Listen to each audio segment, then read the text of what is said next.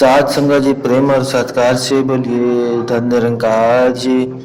सात संगत जी आपके अपने अन्य मोहल्ला चैनल में आपका स्वागत है। सात संगत जी, सात संगत जी, आज हम चर्चा करने जा रहे हैं, क्या कोरा ज्ञान हमारे जीवन को संवारेगा। इसके लिए सात संगत जी हम ज्ञान को समझना जरूरी है।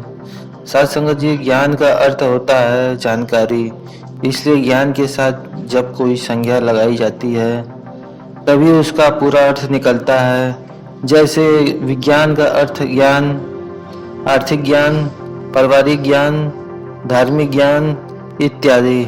इसी प्रकार सत्संगत जी ब्रह्म अर्थात ईश्वर के ज्ञान को ब्रह्म ज्ञान कहा जाता है। इस ब्रह्म ज्ञान को सर्वश्रेष्ठ ज्ञान माना जाता है सत्संगत जी, बल्कि मानव जीवन का ध्येय कहा जाता है। परंतु प्रश्न यह है कि यह केवल जानकारी अथवा कोरा ज्ञान हमारा कुछ संवार सकता है। सत्संगत जी, यदि अपने आप को धोखे में न रखना हो तो मानना पड़ेगा ही कि दवाई खानी पड़ती है, परिवार में मर्यादाओं का पालन करना पड़ता है, धर्म की मान्यताओं को अपनाना पड़ता है, वरना उनका कोरा ज्ञान हमारे लिए व्यर्थ नहीं तो लाभप्रद भी नहीं होता है। इसी प्रकार सत्संगत जी ब्रह्म का मात्र ज्ञान हमारे जीवन को संवार सकेगा, यह सोचना हमारी भूल हो सकती है, वास्तविकता नहीं।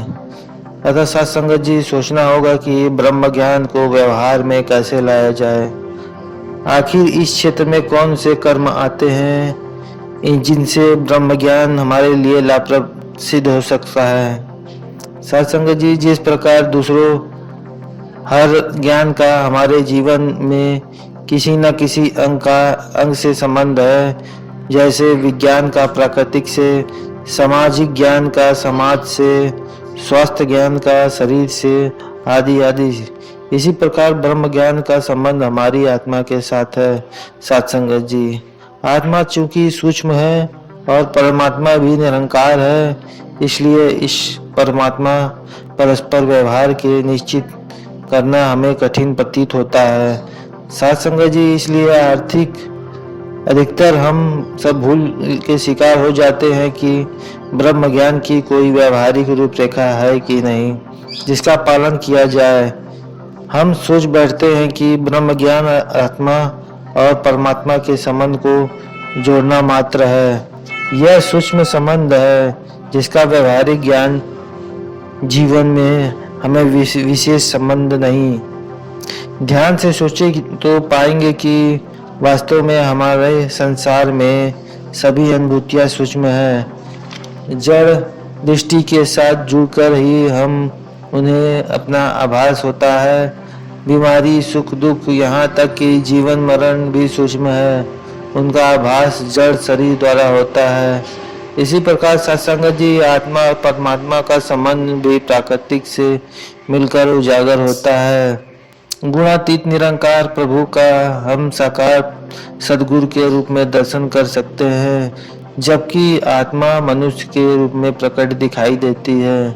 सत्संगत जी, जब हम सदगुरु के आदर्शों उपदेशों के अनुसार जीवन जीते हैं, अपने अंदर दैवी गुणों के लाने इसका सतत प्रयास करते हैं, तब वास्तव में हम ब्रह्म ज्ञान को व्यावहारिक रूप प्रदान कर रहे होते हैं। इससे हमारे जीवन में सुधार और निखार आता है। यही कर्म है जिसे ब्रह्मज्ञानी का जीवन कहा जाता है। नम्रता, सहनशीलता, सबका भला चाहना, किसी से घृणा न करना, अहंकार से बचना, सादगी में रहना अर्थात सांसारिक गुणों का पालन करना, ईश्वरीय इच्छा को सर्वोपरि जानकर मानकर जन जन को कल्याण में रत रखना, सर्वत्र ज्ञान को ब्रह्म ज्ञान देखते हुए सभी के साथ प्रेम और आदर का व्यवहार करना आदि देवी गुणों का सद्गुण उपदेश देता है और उनके जीवन में ढालना ही ब्रह्म ज्ञान का व्यवहारिक रूप है, जिनको जीवन में अपनाए बिना कोरा शाब्दिक ज्ञान हमारा कुछ न संवार सकेगा। सत्संगत जी और सत्संगत जी, इन्हीं वचनों से प्रेम और सत्कार से बोलिए धन निरंकार जी। और सत्संगत जी, बोलने में जो कुछ त्रुटियां हों बच्चा जान के क्षमा करना सत्संगत जी। धन निरंकार जी।